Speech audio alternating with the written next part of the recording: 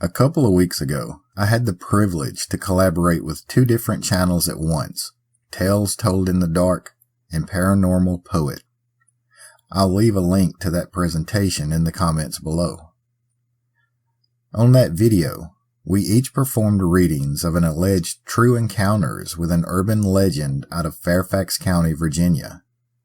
A legend that was requested by viewer Marie Velour a while back. So what better time to explore this legend than now? In rural Fairfax County, Virginia, near Clifton, Colchester Road passes through an old tunnel beneath a railroad. Officially, the overpass is known as Colchester Overpass, but locals have a different name for it. To them, the place is known as Bunnyman Bridge. That name comes from an urban legend of an escaped mental patient in the area, one who dressed in a giant rabbit costume. Legend has it that he survived on rabbits he was able to trap in the forest. Locals would find skinned rabbits at Bunnyman Bridge regularly, supposedly evidence of the Bunnymans killing them to survive, or for things imaginably worse. The Bunnyman would go on to harass and attack people in the area. The bridge itself is believed to be haunted, not by the Bunnyman, but by his victims. People that legends say would be found strung up there, just like the dead, skinned rabbits that sustained the Bunnyman.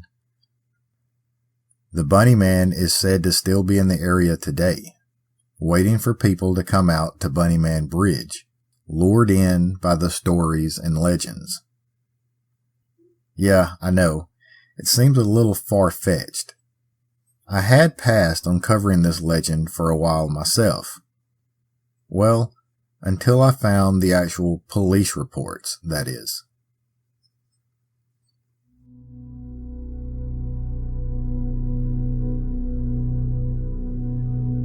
Everyone loves a good, strange, weird, or bizarre story. Well, welcome to the American South, where dark legends and haunted history lurk around every corner. Where superstition, folklore, and a touch of backwoods magic blend with everyday culture. Some say, in order to survive. This is Dixie After Dark.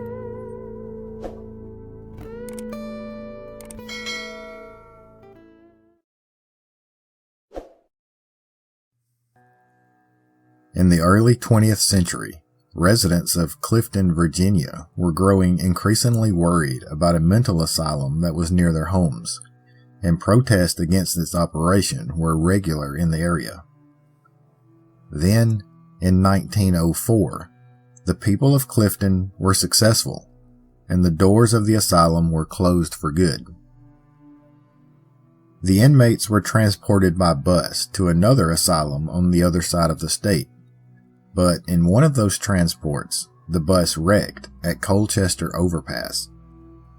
Authorities were quick to respond, and all inmates were accounted for. All but one, a man named Douglas J. Griffin. In the days and weeks that followed, people would find the remains of skinned rabbits in the area, and talks began that these must have been done by Douglas Griffin, surviving on rabbits he was able to catch or trap, and that he must still be in the area. That Halloween night, a group of teens ventured out to Colchester Overpass with something to prove. They weren't scared of the so-called Bunnyman. They didn't even believe in the stories. They would be the ones to prove, once and for all, that the stories were nothing more than that, just stories. But in the chance that there really was an escaped mental patient roaming around, they'd be the ones to capture him and become the heroes of Clifton, Virginia. The next morning, those same teens were found hanging from trees around Colchester Overpass, skinned and gutted, exactly like the rabbits that had been there weeks before. people point to records from Old Clifton Library that showcase the scenes of skinned victims hanging from the nearby trees. Many took this as a warning to stay away from Colchester Overpass, or what became known as Bunny Man Bridge. Or so the legend goes. Alright, let's pump the brakes right there. We have a lot of holes in the story already. Fairfax County Public Library historian and archivist Brian A. Connolly has done extensive research on the legends, and he points out quickly that Old Clifton Library never existed. Another thing he found is that Colchester Overpass was constructed in 1906, 2 years after the alleged bus wreck and inmate escape. There was never an asylum near Clifton, and buses themselves were barely on the roads at all in 1904, much less in rural Virginia. But on the flip side of all that, we have learned here many times that most legends originate from some sort of truth. So, is the same true with the stories of the Bunny Man? This was a question that haunted historian Brian Connolly as well. He got tired of people coming into the library asking if the Bunny Man was true or not, and only being able to answer with, "I don't know." So Connolly set out to find out for himself. Not surprising to Connolly, everything seemed to be a dead end. The alleged Bunny Man didn't seem to be a legend at all.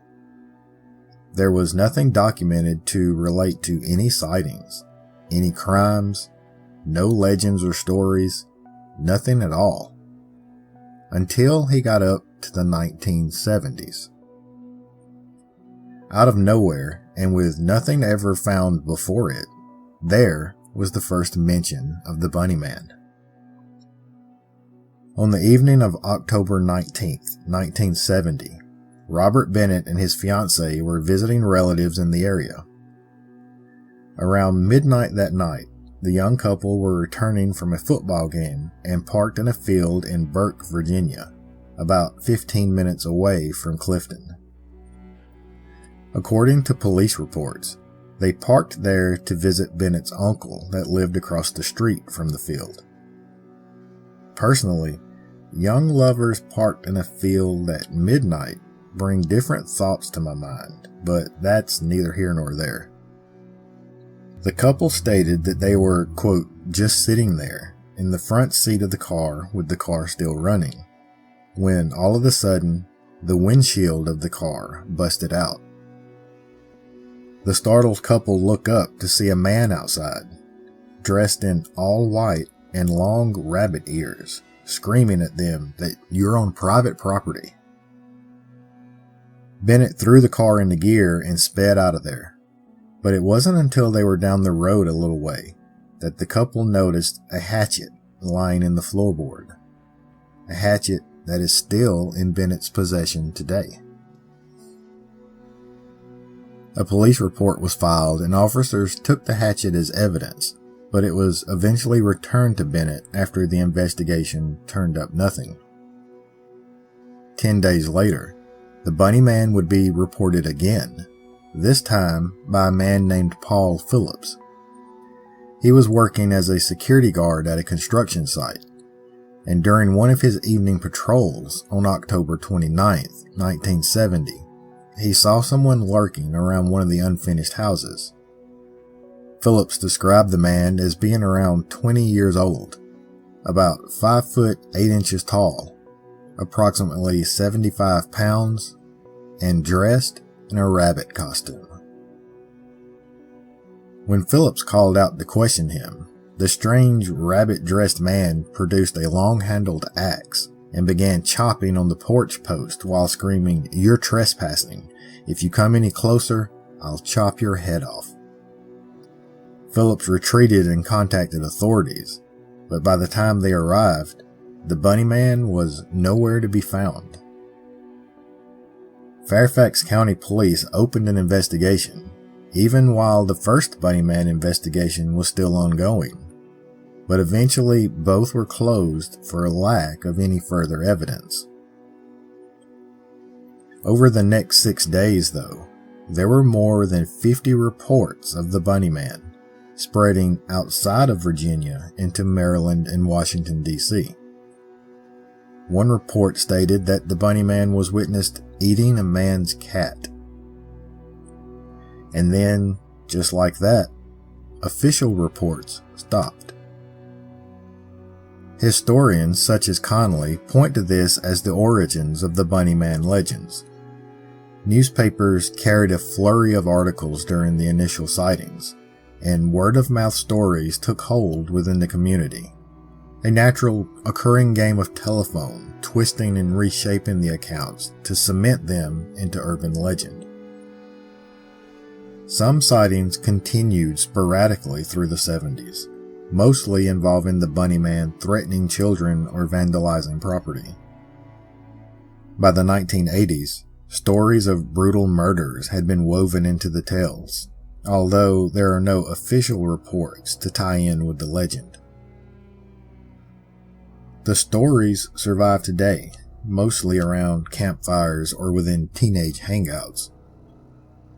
The legends today have two outcomes. One is that the spirit of the Bunny Man still haunts Bunny Man Bridge and rises every Halloween night to search for victims visiting the area for a night of mischief. The other outcome is that the Bunny Man still exists, transformed into some sort of supernatural creature or monster, a new modern-day cryptid in rural Virginia. Some think it could be a copycat type suspect, but either way, the stories still survive, and many locals insist that they are true, in some fashion or another. Bunny Man Bridge has become a hotspot for lovers of urban legends, paranormal investigators, and thrill seekers alike. I even uncovered a report from 2011 that on Halloween night, a police checkpoint set up near Bunny Man Bridge turned away over 200 vehicles on that night alone. Today, there are Bunny Man t-shirts. A Bunny Man beer is brewed in the area. There is even a Bunny Man horror movie franchise, so the legend shows no signs of slowing down anytime soon.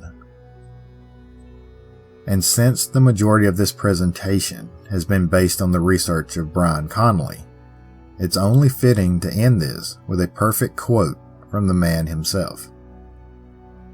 While it's fun debunking the Bunny Man legend, it's even more fun to believe it.